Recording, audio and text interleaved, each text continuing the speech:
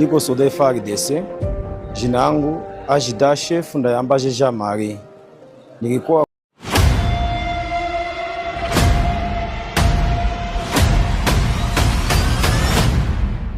niko soda FARDC, jina yangu Ajida Chef Ndayambaje Jean Marie. Nilikuwa kote ya CCRK.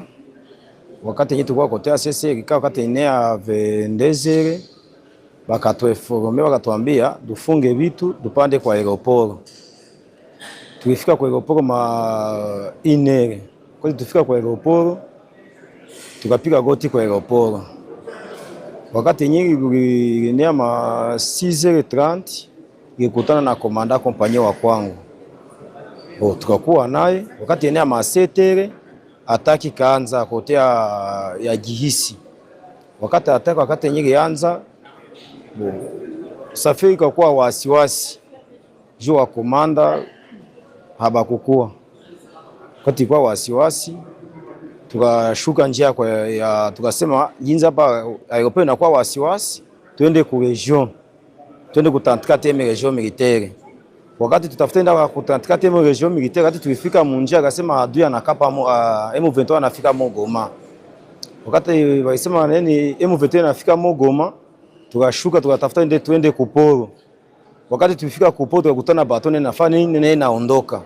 Tukakamata njia kwenda ku Monisco. Hii Monisco hapa fasi ya hotel ya hotel Linda hapa kunani. Wakati tulifika hapa ku Monisco wakatuambia dutoe teni na silaha tuweke chini. Tukatuambia tutoshe teni na silaha tuweke chini, tukatosha teni na silaha tukatia chini. Après ma 30 minutes wakatupika ndani kilimojene. Tupika ndani kilimojene ba Monisco bakaanza tufukuza tutoke pale. Juste fait masasi ilikuwa naanza sogelea pale. Kwa na ataki ya nguvu masasi naanza sogelea pale.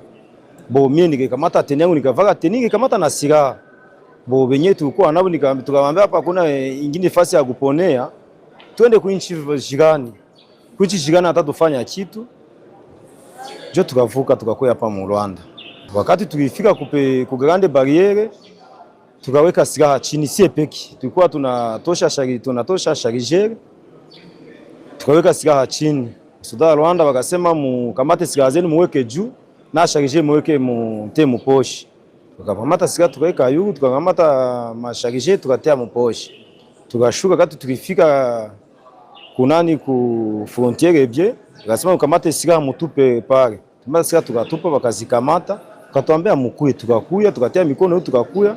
Wakatuadrese tukaenda tukakutana na ba viongozi ba Rwanda ba jeshi. Wakatukaribisha. Njo bakituleta mpaka hapa mu stade.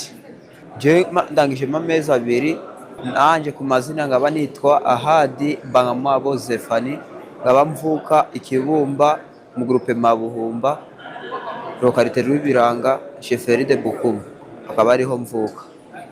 Nanje nagiye mu kazi k'ikizarendo bitewe no gufatwa nabi kwacu.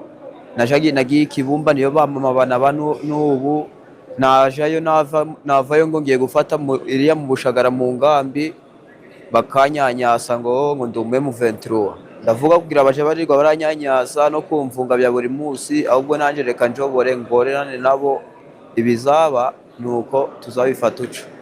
Nje mbona kujya mu kizarendo guco. Ninafika hapa juu ya mambo ya vita Mugoma, mu kapitali ya Nord Kivu RDC. Ninafika hapa mu Rwanda juu ya njia ya kupita haiko. Tunaenda na barafiki yetu ku Monisco juu ya batatukosa liaison. Tunafika ku Monisco anakatala tuingie mu bazi yake. Monisco pa anakatala juu ya vita iko ya mingi batatukosa liaison. Hauna njia. Hauna façon ya kuingia mu Monisco, hauna façon ya kuingia mu aéroport. Batatukosa de liaison, c'est que nous n'avons pas de choix. C'est pour cela que je me suis arrivé ici. Les M23 sont à Goma. Nous étions là-bas à l'aéroport de Goma. L'armée tout entière de Nord Kivu, de Goma. Nous étions à l'aéroport de Goma. Mais à propos de ces tactiques-là, étaient tactiques incroyables. Comment nous pouvons se mettre à l'aéroport de Goma, tandis que l'ennemi a déjà entouré le Goma tout entière, a commencé à lancer des bombes, des mortiers, ceci, cela. Nous ne pouvons pas être coffrés à l'aéroport, tandis que l'ennemi a déjà contourné l'aéroport. Nous étions coffrés. Cette tactique-là, ça n'existe pas. Ça ne peut pas exister, nous sommes coffrés. L'ennemi, quand il lance des bombes là, nous aurons beaucoup de blessés, beaucoup de morts. Par rapport à moi, quand j'ai vu des bombes, c'est commencé à nous bombarder à l'aéroport. Non, j'ai vu que là, ce n'est pas bien. Oui, des M23 étaient à Goma. Les M23 étaient déjà à Goma. Parce que quand je me suis arrivé à la Monesco à côté de Serena, il y avait des coups de balles des M23 qui venaient déjà. J'ai fait le renseignement à travers un civil. Le civil là, il m'a parlé que des M23 ont déjà arrivé à Itige et à Rond-Point-Bigéré. Il n'y avait plus moyen de retourner encore à l'aéroport. Tu comprends? Il n'y avait plus moyen de retourner à l'aéroport. C'est pour cela que nous sommes rentrés chez Monesco. Le Monesco a refusé, plus de 10 fois, Monesco a refusé de nous de pénétrer dans son camp. Je n'avais pas moyen, parce qu'il n'y avait pas moyen de retourner à l'aéroport, parce que M23 a déjà pris le Goma. Il y avait déjà des embuscades partout dans les avenues de Goma. Maintenant, je pourrais aller où? Nous sommes arrivés à la Rwanda, nous avons fait comme ça, et le Rwanda nous a dit, hey, Shimama pale, tu n'as Shimama, on a identifié Bantou, et nani qu'on a armé, on a identifié Bantou, après tu n'es à Rwanda. Nous avons vraiment des inquiétudes. Nous demandons à notre gouvernement de prendre l'armée en charge.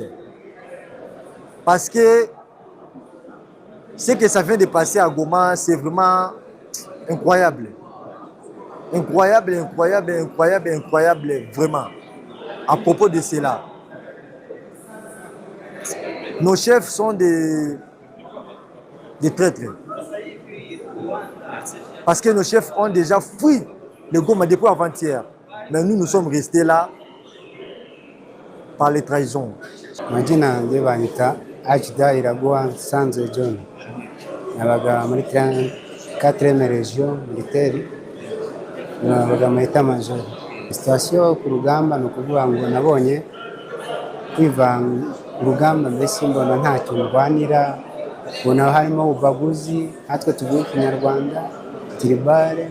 Mbese twabaga muri leta twihishaje. Ko hari igihe byabaga ngombwa bakureba mugenzi wawe akaba yanakwivugana bitewe n'uko abona ko mutayibana, kandi tuvuka muri Kongo twese turi abanyamasisi, turi abakongomani. Sasa narebye ko biba ngombwa ko nahunga, mbongiza amahirwe ngeze hano nkumva asa n'uwarokotse. Nanyuze mu mupaka, abasirikare banyakiriye neza, ntawigeze nkohotera. Ingabo za FARDC mbese zisa n'izatsinzwe usibye kwihagarara. Muri make ni kwa kundi nyine kubura aho wapfundira umutwe.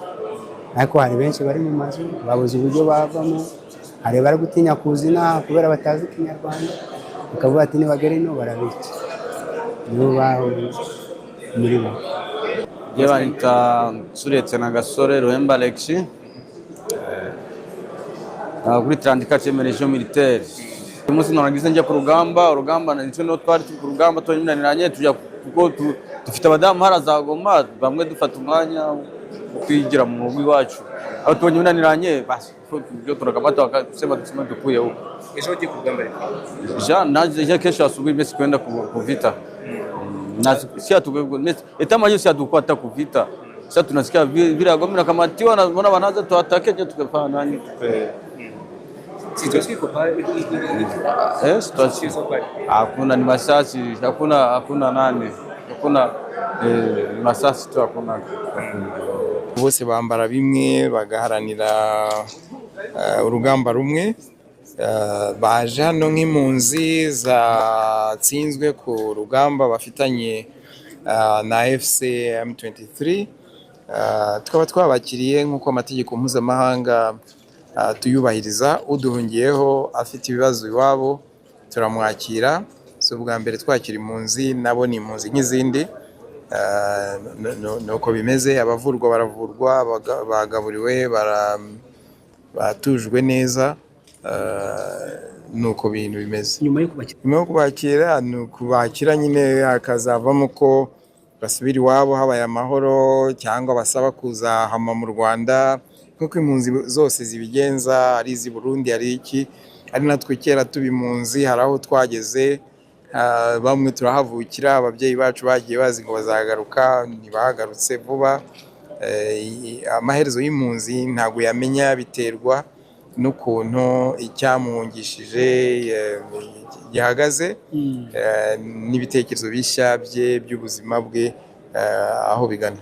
Ntabwo twe tubaha gahunda, twe tubaha icumbi badusabye, tukabitaho nk'impunzi, ariko icyo bakoresha ubuzima bwabo. Hari n'ushobora kuvuga ati nubwo nahunze ejo, ariko uyu munsi ndumva nisubiriyeyo, ni ubushake bwe yasubirayo.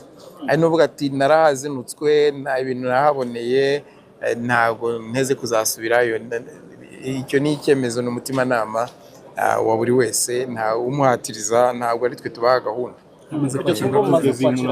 Ejo abari bahari mwahuye nabo bari 102, ariko mu kanya turi hano mbonye hinjiye abandi bakaba nk'icumi, sinababaze neza. Baracyaza ko imirwano iracyahari.